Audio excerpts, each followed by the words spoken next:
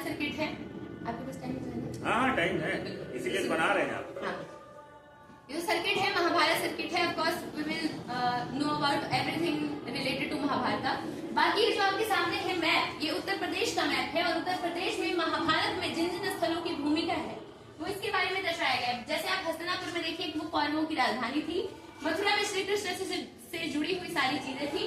काम्पिल्ला की बात करें, इसके बारे में ये बताया जाता है कि जो द्रौपदी थी, जिनको आप पांचाली भी कहते हैं, वो यहाँ की राजकुमारी थी, इसलिए इसको दर्शाया गया है। बाकी कीचक मधुस्थल के बारे में हम जानेंगे, लक्षागृह के बारे में और गोंडा के बारे में भी जानेंगे। पहले हम लक्षागृह में आपको लिए चलते हैं, जो कि हंडिया में आपके सामने यहाँ नीचे तस्वीर है सामने, प्रयागराज के उत्तर प्रदेश में है। इसके बारे में ये कहा जाता है कि कौरवों ने पांडवों को तोहफे के रूप में दिया था, क्योंकि पांडव अपना सब कुछ हार चुके थे, तो कौरवों ने इनको तोहफा दिया था कि आप इसमें रहिए। लेकिन क्योंकि ये लाख धातु की बनी हुई थी, तो बताया जाता है कि अगर हम इसमें आप माचिस की तीली मारे तो ये पूरी जल जाएगी। तभी कौरवों ने पांडवों को दिया था, ताकि जब पांडव एक साथ रहे तो उनको जला करके मार दिया जाए। लेकिन ये बात पांडवों को पहले ही पता लग गई थी, तो यहाँ से सुरंग बना करके अंदर ही अंदर निकलते थे।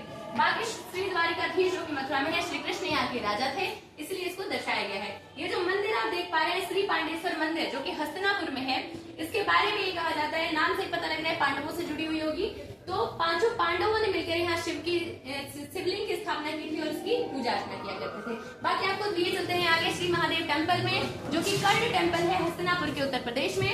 क्योंकि सिर्फ पांडव ही नहीं बल्कि कर्ण भी बहुत बड़े योद्धा थे और वो भी शिव के बहुत बड़े उपासक थे, तो उन्होंने यहाँ पे मंदिर बनवाई थी। बाकी आपको बता दूं मैं, श्री कृष्ण जन्मभूमि जो कि मथुरा में उत्तर प्रदेश के, श्री कृष्ण जी का वहाँ जन्म हुआ था।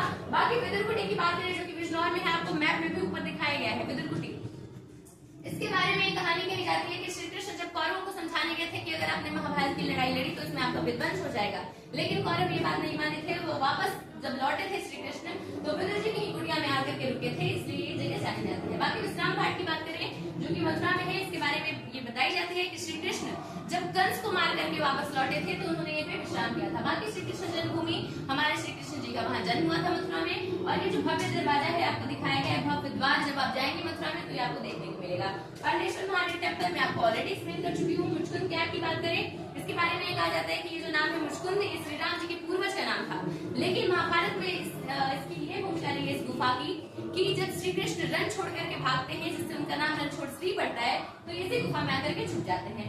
बाकी कीचक वध स्थल, जिसमें चुपकेश्वर टेम्पल है ललितपुर में, इसके बारे में अगर हम बात करें तो एक भोला नाम का किसान था, जिसको हल चलाते दौरान एक शिवलिंग की प्राप्ति हुई थी।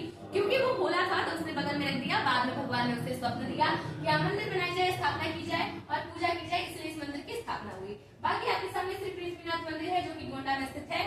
इसके बारे में ये बताया जाता है कि जो भीम थे, उन्होंने यहाँ पे सबसे बड़ी शिवलिंग की स्थापना की थी, जिसको लिंगम के नाम से भी जाना जाता है। बाकी जो दृश्य आप देख पा रहे हैं आपके सामने, अर्जुन श्री कृष्ण के चरणों में बैठे हैं, ये दर्शाता है कि अर्जुन ही वो सबसे पहले